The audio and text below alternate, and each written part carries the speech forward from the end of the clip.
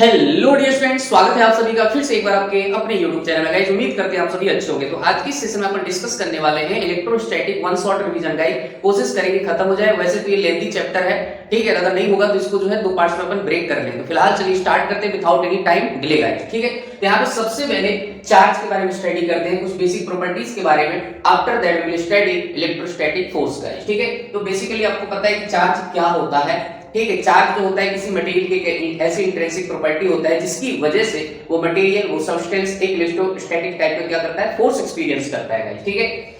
Charge की जो unit होती है दैट इज कूलॉम। ऐसा यूनिट कूलॉम होती है गाइस। इसका डायमेंशंस की बात करें तो डायमेंशन इसका होता है एम्पियर इनटू टाइम। अब इसका डायमेंशन आता कैसे है, हमें पता है करंट इक्वल टू क्या होता है, चार्ज पर यूनिट टाइम, ठीक है। तो चार्ज इक्वल टू क्या हो जाएगा, current into time. Clear, current का कितना होता है एम्पियर, टाइम का कितना होता है T. Clear, dimension of charge is a into t। There are two types of charges guys, ठीक है, एक प्लस क्यू माइनस क्यू, ठीक है। अब अगर यहाँ पे लाइक चार्जेस हुए, प्लस प्लस हुए, माइनस माइनस हुए, ठीक है, तो इन दोनों के बीच होती है दुश्मनी, ठीक है। मतलब आप बोल सकते हो कि रिपल करेंगे। Like charges repel to each other. वहीं पे अगर बात करें opposite charges, plus minus, minus plus, तो इनके बीच होती है प्यार मोहब्बत, बोले तो एक दूसरे को अट्रैक्ट करते हैं। आई होप गाइस ये क्लियर हो गई होगी बात, ठीक है। नेक्स्ट कुछ प्रॉपर्टीज ऑफ चार्ज के बारे में डिस्कशन कर लेते हैं। क्वांटाइजेशन ऑफ चार्ज बहुत इंपॉर्टेंट है, कभी-कभी क्वेश्चन यहां से डायरेक्ट पूछ लिए जाते हैं। क्वांटाइजेशन ऑफ चार्ज का मतलब होता है q equal to plus minus n e, where n is क्या है आपका इंटीजर नंबर है जिसकी वैल्यू 1 2 3 4 एंड सो ऑन, ठीक है। अब गाइस यहाँ पे जो क्वांटाइजेशन चार्ज का मतलब होता है, इसका मतलब ये होता है कि किसी भी बॉडी से चार्ज का जो ट्रांसफर होता है वो इंटीजर मल्टीपल ऑफ e होता है। मींस आप कह सकते हो कि चार्ज का कभी ट्रांसफर e/2 e/3 मतलब फ्रैक्शन के फॉर्म में नहीं होता। कैसे होता है, या तो एक इलेक्ट्रॉन गया, दो इलेक्ट्रॉन गए, तीन इलेक्ट्रॉन गए, है ना, इस टाइप का जो चार्ज ट्रांसफर पॉसिबल होता है, फ्रैक्शन के फॉर्म में पॉसिबल नहीं होता, ठीक है। तो कभी कभी यहाँ से क्वेश्चन पूछ लिया जाता है और आपको यहाँ पे जो है चार ऑप्शन दिए जाएंगे, पूछेगा which of the following charge transfer is possible, ठीक है। तो यहाँ पे आपका n की वैल्यू आपको क्या देखना होता है, इंटीजर, और e की वैल्यू क्या है आपके पास 1.6 10 टू पावर माइनस का 19 कूलम चार्ज ऑन इलेक्ट्रॉन, ठीक है। तो यहाँ पे मैंने मैग्नीट्यूड लिया है, चार्ज ऑन इलेक्ट्रॉन क्या होता है, माइनस होता है, ठीक है गाइस। तो आई होप ये चीज आपको क्लियर हो गई होगी। दूसरी जो प्रॉपर्टी होती है इनवेरिएंट प्रॉपर्टी ऑफ चार्ज, इसका मतलब ये होता है कि मान लीजिए किसी बॉडी पे चार्ज इनिशियली 2 कूलम है, ठीक है, या फिर आप क्यों बोल सकते हो, ठीक है। तो अगर कोई ऑब्जर्वर इसको देख रहा है, अगर वो ऑब्जर्वर स्पीड ऑफ लाइट से दौड़ने लग जाए, ठीक है, अब देखेगा तो मतलब क्या होगा, उसे अब भी कितना नजर आएगा, 2 कूलम चार्ज ही नजर आएगा। मतलब सीधी सी बात है, चार्ज जो होता है किसी बॉडी पे इनवेरिएंट रहता है, does not depend on the speed of the observer. Next जो प्रॉपर्टी है चार्ज की दैट इज स्केलर। मतलब चार्ज जो स्केलर क्वांटिटी है, इसका जो एडिशन सब्ट्रैक्शन होता है बेसिकली अलजेब्रिक मैथमेटिक्स की तरह अपन करते हैं, ठीक है। जैसे मान लीजिए किसी बॉडी पे जो है 2 कूलम चार्ज है और दूसरे में माइनस का 3 कूलम चार्ज है, ठीक है। तो इनका जस्ट एडिशन आप कैसे करोगे, प्लस का है माइनस का, तो आंसर कितना आएगा, माइनस का 1 कूलम, ठीक है। यहाँ पे कोई वेक्टर अलजेब्रा अपने यूज नहीं करनी है, ठीक है। अच्छा, नेक्स्ट प्रॉपर्टी क्या है आपके पास, कंजर्वेशन ऑफ चार्ज। चार्ज हमेशा कंजर्व रहता है। Charge can't be created, can't be destroyed, it can transfer from one body to another body. Just you can say q initial equal to q final. बहुत जगह है जो question solve करने में इसको अपन यूज करते हैं, कैपेसिटर्स के अंदर, है ना, बहुत जगह जो है इसको अपन यूटिलाइज करते हैं गाइस, ठीक है। नेक्स्ट मेथड ऑफ चार्ज, मतलब किसी बॉडी को आपको चार्ज करना है तो उसके लिए आपके पास बेसिकली 3 टाइप्स के मेथड होते हैं। बाय फ्रिक्शन, मतलब उसको क्या करके, रफ करके, ठीक है। जैसे आपके पास कॉम्ब होता है कंघी करने वाला, है ना, उसको अपने बालों के साथ क्या करते हैं, रफ करते हैं, फिर देखते हैं कि छोटे छोटे पीसेस को क्या करता है, अपनी तरफ अट्रैक्ट करता है, ठीक है। तो ये होती है by friction method.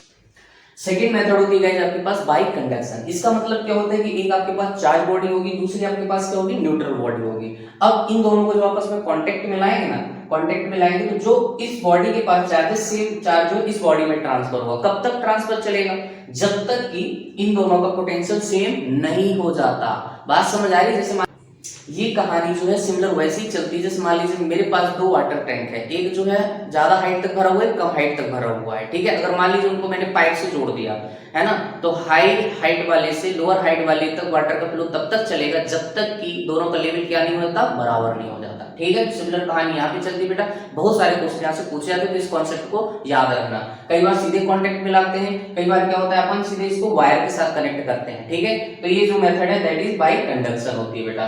Next third method है दैट इज बाय इंडक्शन। यहाँ पे क्या होता है, एक मेरे पास चार्ज रॉड है, प्लस भी हो सकती है माइनस भी हो सकती है, और इसके पास मैंने एक न्यूट्रल बॉडी रखा है, ठीक है। इसको टच नहीं करना, जस्ट आपको पास में रखना है, ठीक है। कंडक्शन के थ्रू इस बॉडी के क्लोज में जो रॉड के क्लोज में उसमें नेगेटिव चार्ज आएंगे, इसके पीछे वाले में क्या आ जाएंगे, पॉजिटिव आ जाएंगे, ठीक है। और बाद में जब ग्राउंडेड करते हैं तो ओवरऑल जो इसमें फाइनल जो इस बॉडी पे चार्ज आएगा दैट इज नेगेटिव चार्ज आएगा, जस्ट अकॉर्डिंग टू रॉड, ठीक है। रॉड में अगर पॉजिटिव है तो इसमें नेगेटिव आएगा, इसमें नेगेटिव है तो उसमें पॉजिटिव आएगा, क्लियर। तो आई होप गाइस ये चीज आपको अच्छे से समझ आई होगी। ये कुछ बेसिक प्रॉपर्टीज थी, बेसिक इंफॉर्मेशन थी अबाउट चार्ज, ठीक है। Now we are moving towards electrostatic force, जो कि बहुत इंपॉर्टेंट है, क्लियर है। हाँ, एक चीज यहाँ पे और क्लियर कर दूं, है ना, नॉलेज के लिए, चार्ज को डिटेक्ट करने के लिए जो अपन इंस्ट्रूमेंट यूज करते हैं that is gold leaf electroscope guys, ठीक है। आगे बढ़ते हैं guys. Okay guys, now we are moving toward the next concept that is electrostatic और कूलॉम फोर्स। तो यहाँ पे क्या है, हमने यहाँ पे दो चार्जेस ले रखे हैं Q1 and Q2 and both are separated at distance r. The force between them is that is F is directly proportional to the product of both charges Q1 and Q2 and inversely proportional to the square of distance between them. ये क्या होता है आपका electrostatic और coulomb force होता है। यहाँ पे K की जो वैल्यू होती है दैट इज 1/4πε0, और जब इसको कैलकुलेट करोगे सो यू विल गेट 9 × 10⁹, ठीक है। कई बार जो एग्जाम में प्रोवाइड करता है, अगर नहीं देता तो आपको ये वैल्यू याद करनी पड़ेगी गाइस, ठीक है। SI यूनिट में होता है, याद रखना। यहाँ पे एप्सिलॉन फ्री स्पेस की परमिटिविटी होती है गाइस, ठीक है। एप्सिलॉन की वैल्यू जो होती है 8.85 × 10⁻12 यूनिट SI यूनिट में है, ठीक है। नेक्स्ट कॉन्सेप्ट होता है गाइस एप्सिलॉन नॉट का डायमेंशन, बहुत इंपॉर्टेंट है, तो डायरेक्ट याद नहीं कर सकते, इसलिए निकालना सीखो भाई, ठीक है। इतना बड़ा डायमेंशन होता है तो क्या याद करोगे भाई, तो डायमेंशन कैसे निकालते हैं, देखो फोर्स इक्वल टू क्या होता है 1/4πε0 Q1 Q2/r², क्लियर है। तो मुझे एप्सिलॉन का डायमेंशन चाहिए, देखो 4 पाई का कोई डायमेंशन नहीं हुआ, कांस्टेंट है, क्लियर है। तो करना क्या है FR², ठीक है, नीचे आ जाएगा एप्सिलॉन इधर आ जाएगा, हमने यहाँ पे यही किया है, क्या किया है, देखो यहाँ पे FR², 4 पाई को हमने रिमूव कर दिया, Q1 Q2/ε0, एप्सिलॉन इधर आ जाएगा, Q1 Q2/FR² हो जाएगा। Q1 का डायमेंशन 80, चार्ज का डायमेंशन 80, यहाँ पे दो चार्जेस है 80 × 80, तो कितना हो जाएगा 80 का होल स्क्वायर, क्लियर। फोर्स से कितना होता है 10⁻², और यहाँ पे डिस्टेंस का क्या होता है L², क्लियर है। तो मेरे पास ये आ गया, अब मैं इसको सॉल्व करूंगा, मैं इस पूरे को ऊपर ले जाऊंगा, m⁻1 हो जाएगी L का स्क्वायर × L, तो ऊपर जाएगा तो क्या हो जाएगा L⁻³ हो जाएगा, ठीक है। इसके बाद यहाँ पे t² है ऊपर है, और एक t यहाँ पे माइनस ऊपर जाएगा तो प्लस का t² हो जाएगा, ठीक है। तो समझ आ गया होगा, कोई बड़ी बात नहीं है गाइस, ठीक है। तो सारा टर्म ऊपर ले गए तो प्लस का तो माइनस हो जाएगा, जो माइनस का तो ऊपर प्लस हो जाएगा, ठीक है। तो यहाँ पे पावर जो है कुछ ऐड हो रही थी, जैसे यहाँ पे t की पावर 4 हो जाएगा, ठीक है। तो मेरे पास जो एप्सिलॉन का डायमेंशन आएगा that is m⁻1 L⁻3 t⁻4 a का स्क्वायर। तो निकालना सीख लो यार, याद नहीं कर सकते तुम, याद रखना, ठीक है। नेक्स्ट बेटा अगर फोर्स वर्सेस आर का ग्राफ प्लॉट करूं तो ये रेक्टेंगुलर हाइपरबोलिक टाइप का ग्राफ आता है, कभी कभी तुमसे पूछ ले, है ना, तो आपको ये रिलेशनशिप जो है निकाल देना है, डायरेक्टली प्रोपोर्शनल 1/r², ठीक है। तो ये जो ग्राफ होता है रेक्टेंगुलर हाइपरबोलिक ग्राफ होता है। दूसरा फॉर्म होता है guys vector form, electrostatic Coulomb force का जो वेक्टर फॉर्म होता है that is F vector equal to K Q1 Q2 delta R vector का Q R2 vector minus R1 vector, ठीक है। तो यहाँ पे हमने डायग्राम भी बना के दिया हुआ है ना। R1 एक पोजीशन वेक्टर है, R2 आपका पोजीशन वेक्टर है। R1 पोजीशन वेक्टर कैसे लिखोगे x1 i के प्लस y1 j के, 3D में होगा तो z1 k के भी आ जाएगा। दूसरा आपके पास R2 वेक्टर क्या हो जाएगा x2 i के प्लस y2 j के प्लस z2 k के, अगर 3D में है तो, है ना। अब displacement vector delta r vector आपको कैसे मिलेगा R2 vector minus R1 vector करके, है ना। कभी-कभी बोलता है एक चार्ज इस पॉइंट पे रखा है, एक चार्ज जो है इस पॉइंट पे रखा है, ठीक है। तो फोर्स का वेक्टर फॉर्म जो है निकालो, क्लियर। तो आपको जो ये फार्मूला अच्छे से माइंड में रखना है, ठीक है। ये फार्मूला याद होगा तभी जो इस टाइप के क्वेश्चन आप कर पाओगे, ठीक है। नेक्स्ट कॉन्सेप्ट है गाइस प्रॉपर्टीज, बहुत इंपॉर्टेंट है, कई बार जो है प्रॉपर्टीज में क्वेश्चन पूछे गए। तो पहली प्रॉपर्टी है ये जो होते हैं सेंटर फोर्स इन नेचर होते हैं, ठीक है। ये जो फोर्स होते हैं सेंटर टू सेंटर एक्ट करते हैं। दूसरा जो है कंजर्वेटिव इन नेचर होते हैं। कंजर्वेटिव नेचर का मतलब होता है पाथ इंडिपेंडेंट, मतलब किसी भी रास्ते से जाओ जो है वर्क डन जो होगा सेम होगा। दूसरी बात बोलूं तो यहाँ पे कोई एनर्जी लॉस नहीं होता, टोटल मैकेनिकल एनर्जी क्या रहती है कंजर्व रहती है, ठीक है। एनर्जी को खाने वाले फोर्सेस नहीं होते हैं, ठीक है। ये बेसिक मतलब है कंजर्वेटिव फोर्स का। और कंजर्वेटिव फोर्स है तो curl of F vector equal to 0। ये मैथमेटिकल टूल होता है, ठीक है। कई बार जो है आपको चेक करना पड़ता है, कोई फोर्स फील्ड दे देता है, पूछता है कि कंजर्वेटिव है या नहीं, तो उसका कर्ल एफ इक्वल टू आपको 0 करना होता है डिटरमिनेंट मेथड से, ठीक है। अगर वो 0 हो जाता है तो कंजर्वेटिव है, अगर नहीं होता है तो वो कंजर्वेटिव नहीं है, ठीक है। So this is the condition to check it is conservative और नॉन कंजर्वेटिव। क्लियर है। नेक्स्ट क्या है, जो ये फोर्सेस होते हैं हमेशा दो चार्जेस के लाइन ज्वाइनिंग के इलोंग ही एक्ट करते हैं। क्लियर है। नेक्स्ट जो है हमारे पास ये न्यूटन के थर्ड लॉ को फॉलो करते हैं गाइस, ठीक है। एक्शन रिएक्शन पेयर बनाते हैं, ठीक है। नेक्स्ट है डिपेंड्स ऑन मीडियम। ये जो फोर्सेस होते हैं मीडियम डिपेंडेंट होते हैं। जैसे कई बार क्या बोलता है कि दो स्फीयर है, तो चार्ज स्फीयर है, हवा में रखे हैं, ठीक है, उनके बीच फोर्स एफ लग रहा है। उसके बाद इन्हीं दो स्फीयर्स को चार्ज सेम है, उनके बीच सेपरेशन सेम है, और जाके किसी ऐसे मीडियम में रख दिया जिसका डाइलेक्ट्रिक कांस्टेंट कुछ दे रखा है, तो आप बताइए फोर्स क्या हो जाएगा, ठीक है। तो ये क्या होते हैं, मीडियम के इनवर्सली प्रोपोर्शनल होते हैं, याद रखना बेटा, ठीक है। ये मीडियम पे डिपेंड करते हैं, बट मीडियम के क्या होते हैं, इनवर्सली प्रोपोर्शनल होते हैं। अगर मीडियम हाई होगा तो फोर्स क्या हो जाएगा, कम हो जाएगा। क्लियर है। तो ये आपको बात याद रखनी है बेटा, मीडियम पे डिपेंड तो करते हैं, लेकिन कैसे डिपेंड करते हैं, इनवर्सली प्रोपोर्शनल होते हैं। क्लियर है। हवा में फोर्स ज्यादा होगा, मीडियम में जाओगे तो फोर्स क्या हो जाएगा, कम हो जाएगा। क्लियर है। आई होप ये चीज आपको अच्छे से क्लियर हो गई होगी। क्लियर है ना। चलिए बेटा आगे बढ़ते हैं। नेक्स्ट कॉन्सेप्ट है, मान लीजिए गाइस आपके पास दो ऐसे फोर्सेस जो कि किसी एंगल पे एक्ट कर रहे हैं और मुझे उनका रिजल्टेंट निकालना है, ठीक है। तो यहाँ पे रिजल्टेंट निकालने के लिए आप क्या करोगे, उनका वेक्टर सम करोगे, ठीक है। तो हमने पढ़ रखा है वेक्टर में कि मान लीजिए दो फोर्सेस है, दो वेक्टर हैं जो किसी एंगल पे एक्ट कर रहे हैं, जिनके बीच एंगल थीटा है। अगर मुझे उनका रिजल्टेंट निकालना है तो रिजल्टेंट कैसे मिलेगा, f net equal to square root f1 का स्क्वायर प्लस f2 का square 2f1 f2 cos theta. इसका डेरिवेशन भी होता है, पैरेललोग्राम लॉ से अपन प्रूव करते हैं, ठीक है। उसकी जरूरत नहीं है, जस्ट आपको एक कांसेप्ट माइंड में रखना है। अगर ये डाटा आपको याद रहता है, कुछ कंडीशन से आपने मैंने स्पेशल केसेस लिए हैं, अगर ये आपको याद रहते हैं तो क्या होता है, आपका टाइम मैनेजमेंट अच्छा होता है, तुरंत जो है आंसर आता है गाइस, ठीक है।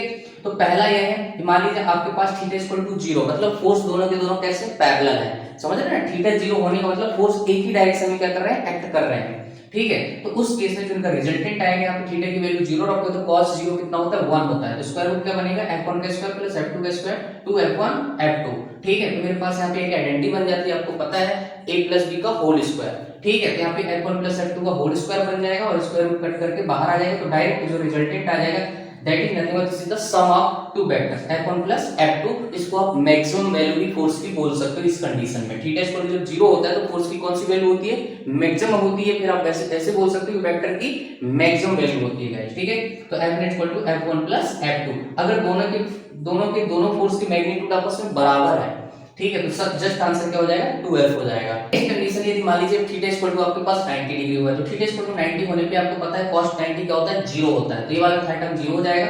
डायरेक्ट जो f net बचेगा that is square root f1 का स्क्वायर प्लस f2 का स्क्वायर। अब यहाँ पे एक कंडीशन और बन जाती है कि मान लीजिए यहाँ पे फोर्सेस बराबर हो गए, थीटा 90 है बट फोर्स का मैग्नीट्यूड आपस में बराबर है, ठीक है। सपोज दैट इज f, हमने सपोज कर लिया। तो यहाँ पे जो f net आएगा क्या हो जाएगा, f1 का स्क्वायर प्लस f2 का स्क्वायर। तो इनकी जगह पे क्या पुट कर दिया, f का स्क्वायर प्लस f का स्क्वायर, तो कितना आ जाएगा, स्क्वायर रूट 2f। अब जो है आपके पास नेक्स्ट कंडीशन यहाँ से एक और निकल सकती है कि मान लीजिए इन दोनों फोर्सेस से क्या हो गया, आपस में मैग्नीट्यूड बराबर हो गए, तो रिजल्ट जो इनका आएगा रूट 2f आएगा। डायरेक्ट याद रह जाए तो बहुत अच्छी बात है, डायरेक्ट आप लिख के आगे बढ़ जाओ। इस टाइप के क्वेश्चन जो स्क्वायर में मिलते हैं, है ना, इक्विलेटरल ट्रायंगल में मिल जाते हैं, तो उस केस में जो है बात जो है आपको समझ आनी चाहिए बेटा। If theta equal to 180 degree आया समझ, मतलब दोनों के दोनों फोर्स कैसे, दोनों के दोनों वेक्टर कैसे, एंटी पैरेलल है, ठीक है। अब देखो यहाँ पे, अब यहाँ पे जब 180 रखोगे इस वाले फार्मूले में, तो cos 180 क्या होता है, माइनस होता है। तो यहाँ पे क्या हो जाएगा, स्क्वायर रूट f1 का स्क्वायर प्लस f2 का square minus 2f1 f2। Clear. अब यहाँ पे कौन सी आइडेंटिटी बन जाएगी, माइनस बी का होल स्क्वायर बन जाएगी, ठीक है। अब a माइनस बी का होल स्क्वायर करोगे तो यहाँ पे स्क्वायर रूट कैंसिल करके क्या आ जाएगा, f1 माइनस f2। ये बेटा वेक्टर की या फिर बोल सकते हैं यहाँ पे फोर्स की क्या है, मिनिमम वैल्यू आ गई है, ठीक है। तो मैक्सिमम क्या होती है, f1 प्लस f2, मिनिमम क्या होती है, f1 माइनस f2, ठीक है। जब दो वेक्टर एक दूसरे के एंटी पैरेलल होते हैं तो उस केस में फोर्सेस से क्या होगा, सब्ट्रैक्शन करते हैं, वेक्टर सब्ट्रैक्शन होता है f1 माइनस f2, मतलब एक दूसरे के एंटी पैरेलल। उस केस में आप इसको मिनिमम वैल्यू भी बोल सकते हो गाइस, ठीक है। अगर दोनों फोर्स जो है मैग्नीट्यूड वाइज बराबर है तो इनका जो रिजल्टेंट है 0 हो जाएगा, मतलब नल पॉइंट की कंडीशन आ जाएगी, ठीक है। तो आईओ की चीज आपको समझ, आईओ की एक और एडवांस मैंने आपको चीज बता दी, क्योंकि कई बार जो है ये चीज अपने को देखने को मिलती है। अगर याद रहे तो बहुत अच्छी बात है। यदि थीटा इक्वल टू 60 दे रखा है और फोर्सेस का मैग्नीट्यूड भी आपस में बराबर है, ठीक है, तो डायरेक्ट रिजल्ट जो आता है दैट इज रूट 3f। यहाँ पे देख लेना करके आपके पास रूट 3f जो है आंसर आ जाता है। बहुत जगह जो है यूज होता है, इसलिए याद रख लो तो बहुत अच्छी बात है, ठीक है। आगे बढ़ते हैं। नेक्स्ट आपके पास इक्विलिब्रियम कंडीशन, इससे भी बहुत ज्यादा क्वेश्चन गाइस पूछे गए हैं। तो जस्ट सिंपल सा है, कोई बड़ी बात है नहीं। मान लीजिए मेरे पास दो चार्जेस हैं जिनको एक थ्रेड से लटकाया गया है, जिसकी लेंथ क्या है, सेम है। क्लियर, इंसुलेटेड थ्रेड से लटकाया गया है। चार्ज क्यू है, मास दोनों का m है। ठीक है, सेम चार्ज है, सेम मास है। ठीक है, जब ये दोनों इक्विलिब्रियम सेपरेशन को गेन करेंगे, ठीक है, अब लाइक चार्ज एक दूसरे के रिपल करेंगे भाई। ठीक है, तो जब ये इक्विलिब्रियम कंडीशंस में आएंगे, इक्विलिब्रियम कंडीशन आप यहाँ पे ले सकते हो, यहाँ पे ले सकते हो। ठीक है, तो अब यहाँ पे मैंने क्या किया है, इस पॉइंट पे इक्विलिब्रियम कंडीशन लिया है। ठीक है, दोनों साइड से जो एंगल बन रहा है दैट इज थीटा। ठीक है, ये मैंने यहाँ पे रेफरेंस लाइन खींची है बेटा। दोनों के बीच का सेपरेशन हमने x मान लिया, आपकी चॉइस है, आप जो मानना चाहो। ठीक है, इस चार्ज पे जो है इक्विलिब्रियम कंडीशन लिया, तो मास की बेसिस पे नीचे क्या लगेगा, डाउनवर्ड डायरेक्शन में mg लगेगा। क्लियर है, अब इस थ्रेड में क्या आएगा, टेंशन आएगा। आया समझ में, इस बेड की बेसिस पे टेंशन आएगा। तो टेंशन के हमने दो कंपोनेंट लिया। ठीक है, ये थीटा, तो ये वर्टिकल एंगल, यहां से भी क्या थीटा बनेगा, अल्टरनेटिव एंगल की प्रॉपर्टी से, है ना, ये थीटा, ये थीटा, तो इसके इधर कंपोनेंट t cos थीटा और ये वाला t sin थीटा। ध्यान से देखो, ये और ये एक दूसरे को क्या करेंगे, रिपल करेंगे। तो इसके द्वारा इस पे लगाएगा इलेक्ट्रोस्टैटिक फोर्स की डायरेक्शन इधर Fe। क्लियर है, अब ये इक्विलिब्रियम कंडीशन में रहना है इसको, तो भाई साहब इनको कायदे में रहना पड़ेगा। मतलब सीधी सी बात है, वर्टिकल फोर्सेस एक दूसरे को क्या करेंगे, बैलेंस करेंगे, और हॉरिजॉन्टल फोर्सेस एक दूसरे को क्या करेंगे, बैलेंस करेंगे, ये कैंसिल आउट करेंगे। ठीक है, तो उस केस में बोल सकता हूं t cos theta minus mg equal to 0, net force along x axis y axis आपको 0 कर देना है। तो t cos theta equal to mg, clear है, और t sin theta equal to Fe। Fe की वैल्यू क्या होगी guys, a² divide by x², electrostatic force है। अब यहाँ पे 2 डिवाइड बाय 1 कर दिया हमने, तो मेरे पास tan थीटा बन जाएगा। t cancel out, sin theta divide by cos theta tan theta, समझ रहे हैं ना, Fe डिवाइडेड बाय mg, है ना। Fe की वैल्यू रख दोगे तो मेरे पास ये एक्सप्रेशन निकल के आ जाएगा। और यहाँ पे कभी भी tan थीटा की वैल्यू अपने को यूज करनी होती है, तो tan थीटा यहाँ पे क्या है, देखो यहाँ पे ये ट्रायंगल दिख रहा है आपको, है ना, ये वाला ट्रायंगल, तो ये आपके पास परपेंडिकुलर है, ये बेस है, आपके पास ये हाइपोटेन्यूस है। तो tan थीटा क्या होता है, परपेंडिकुलर डिवाइडेड बाय बेस। ठीक है, तो यहाँ पे परपेंडिकुलर कितना है, x/2, और ये मेरे पास लेंथ l है। ठीक है, तो x डिवाइडेड बाय 2l जो है आपके पास tan थीटा हो जाएगा। तो यहाँ पे आप पुट कर सकते हो। अब आपकी मर्जी, आपसे क्या पूछा गया है। फिलहाल आपको कॉन्सेप्ट अच्छे से क्लियर होना चाहिए। ठीक है, तो मैं आशा करता हूँ ये चीज आपको अच्छे से समझ आई होगी बेटा। चलिए मूव करते हैं नेक्स्ट कॉन्सेप्ट। नेक्स्ट कॉन्सेप्ट है, मान लीजिए पूरी सिस्टम को अपन क्या करते हैं, किसी ऐसे लिक्विड में डाल देते हैं जिसकी डेंसिटी कितनी है, रो है, और स्फीयर की डेंसिटी अपन ने सिग्मा मान लिया है। ठीक है, और ये जो एग्जाम में आपको प्रोवाइड करता है। ठीक है, तो अब आपसे क्या पूछ रहा है, find out the dielectric constant of the given liquid. ठीक है, तो इसका डाइलेक्ट्रिक कांस्टेंट वगैरह की बातें करता है, डायरेक्ट जो है क्वेश्चन इससे पूछे गए हैं। तो कांसेप्ट वही है, बट आपको क्या करना है, यहाँ पे सिर्फ एक आपके पास फोर्स और एक्स्ट्रा में आ जाएगा, that is force of buoyancy. बाकी कांसेप्ट वही है जो अपन एयर में किए थे, लेकिन यहाँ पे फोर्स ऑफ बायोंसी का कांसेप्ट और आ जाएगा।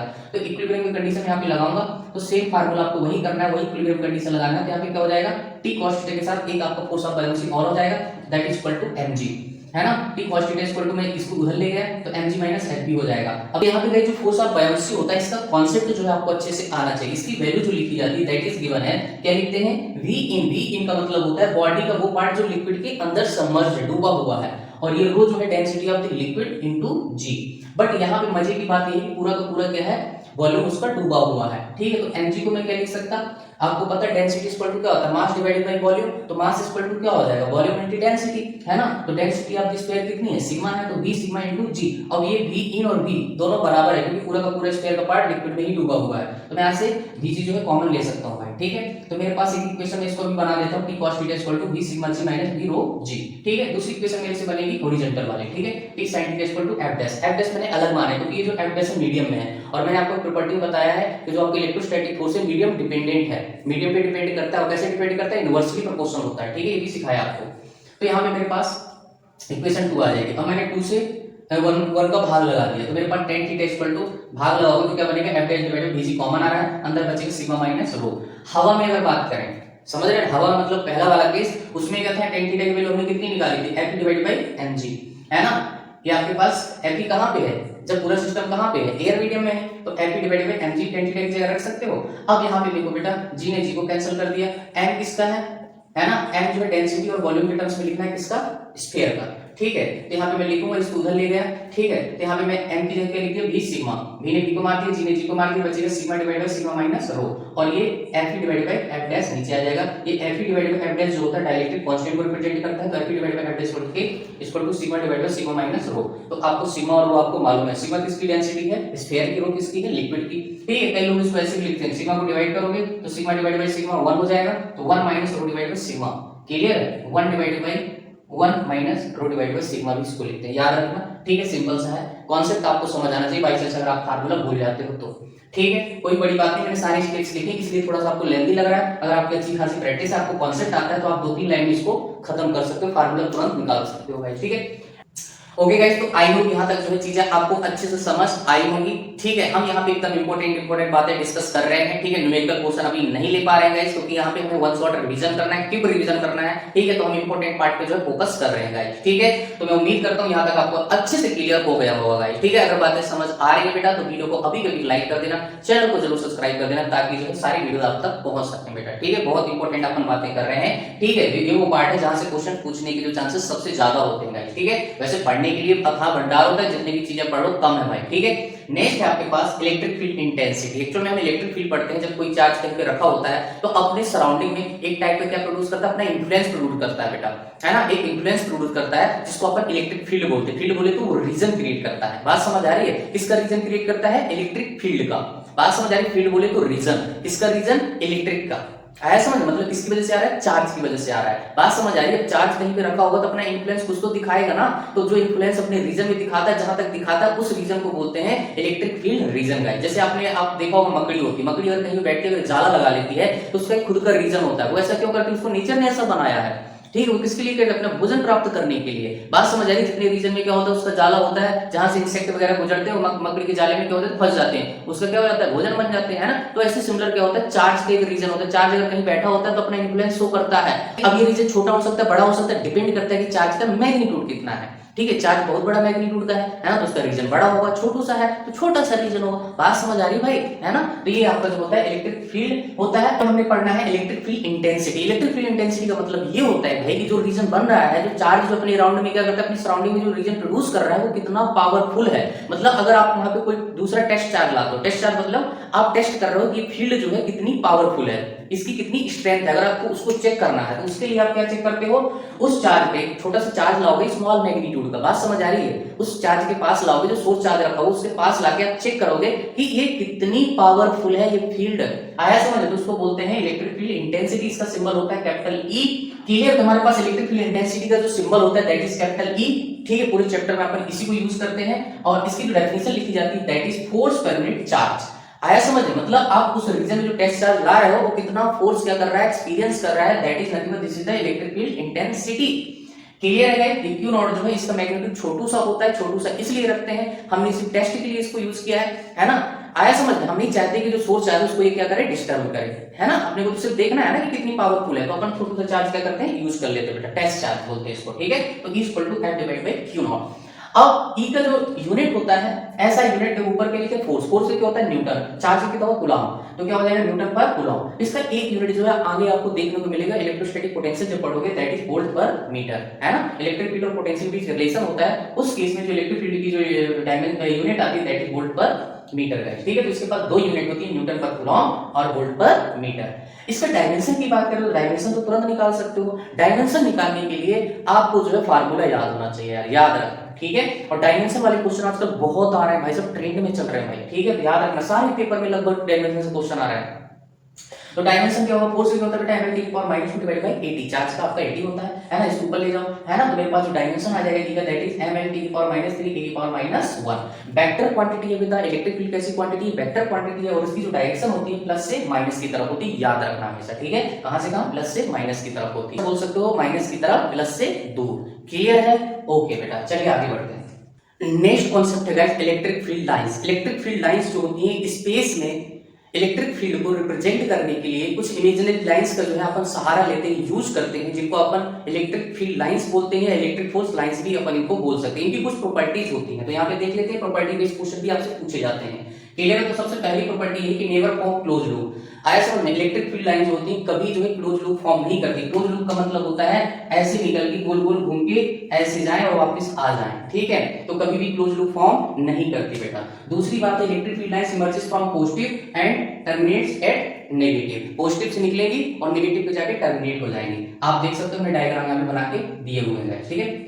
दो electric field lines never intersect each other. दो इलेक्ट्रिक फील्ड लाइंस कभी एक दूसरे को इंटरसेक्ट नहीं करेंगी। अब बच्चे ने पूछ लिया अगर इंटरसेक्ट कर गई तो क्या होगा, तो बेटा अगर इंटरसेक्ट कर गई ना तो अब यहाँ पे क्या होता है, जैसे मान लीजिए मेरे पास एक इलेक्ट्रिक फील्ड इधर जा रही थी, एक इलेक्ट्रिक फील्ड इधर जा रही है, ठीक है, तो अगर मैं इन पे टेंजेंट खींचूंगा तो टेंजेंट की दो डायरेक्शन आएंगी। बात समझ आ रही है। और किसी भी इलेक्ट्रिक फील्ड लाइन में जो टेंजेंट होता है वो डायरेक्शन को इंडिकेट करता है। यहाँ पे दो टेंजेंट खींचने का मतलब इलेक्ट्रिक फील्ड की दो डायरेक्शन, जो कि पॉसिबल नहीं है। बात समझ आ रही है। किसी भी वेक्टर की एक ही डायरेक्शन हो सकती है, दो डायरेक्शन नहीं हो सकती। बात समझ आ रही है। यूनि डायरेक्शन होता है, बाई डायरेक्शन नहीं होता। क्लियर है, तो ये इसका मतलब। दूसरा है strength of electric field line directly proportional to density of lines. मतलब जहां पे इलेक्ट्रिक फील्ड लाइंस की क्राउड ज्यादा होगी वहां पे क्या होगा, स्ट्रेंथ ज्यादा होगी, ठीक है। जहां पे डेंसिटी कम होगी वहां पे स्ट्रेंथ कम होगी बेटा, ठीक है। ये सारे क्वेश्चन कहीं ना कहीं पूछे गए, थ्योरेटिकल याद रखना बेटा। Next point, number of electric field line directly proportional to magnitude of charge. बात समझ आ रही है। चार्ज का मैग्नीट्यूड जितना ज्यादा होगा वो उतनी ज्यादा क्या करेगा, इलेक्ट्रिक फील्ड लाइंस क्या करेगा, प्रोड्यूस करेगा बेटा। क्लियर है, बात समझ आ रही है। नेक्स्ट पॉइंट है electric field lines can be uniform और नॉन यूनिफॉर्म, ठीक है। तो आपके पास दोनों टाइप की हो सकती है। यूनिफॉर्म का मतलब मैग्नीट्यूड और डायरेक्शन क्या होनी चाहिए, कांस्टेंट रहना चाहिए, ठीक है। और यहाँ पे आपके पास जो है नॉन यूनिफॉर्म इलेक्ट्रिक फील्ड हमने बनाई हुई है, ठीक है। तो ओके गाइस, तो आई होप ये चीजें आपको अच्छे से क्लियर हो गई होंगी। तो इस वीडियो में अपन यहीं तक रखते हैं, बाकी की चीजें जो है अपन नेक्स्ट वीडियो में डिस्कस करेंगे, ठीक है। क्योंकि चीजें बहुत ज्यादा है यार, एक वीडियो में जो है लेके चलना मतलब थोड़ा सा लेंथ वीडियो की ज्यादा हो जाएगी, इसके लिए अपन इसको दो पार्ट्स में जो है ब्रेक कर लेते हैं गाइस, ठीक है। तो इसके आगे की कहानी जो है अपन दूसरे वीडियो में करेंगे, ठीक है। तो बने रहिए हमारे साथ, ठीक है। चैनल को अभी सब्सक्राइब नहीं किया तो अभी कभी सब्सक्राइब कर लीजिए ताकि सारी वीडियो आप तक गाइस पहुंच सके, ठीक है। चलिए मिलते हैं फिर आपको नेक्स्ट वीडियो, तब तक के लिए thank you, good luck to all.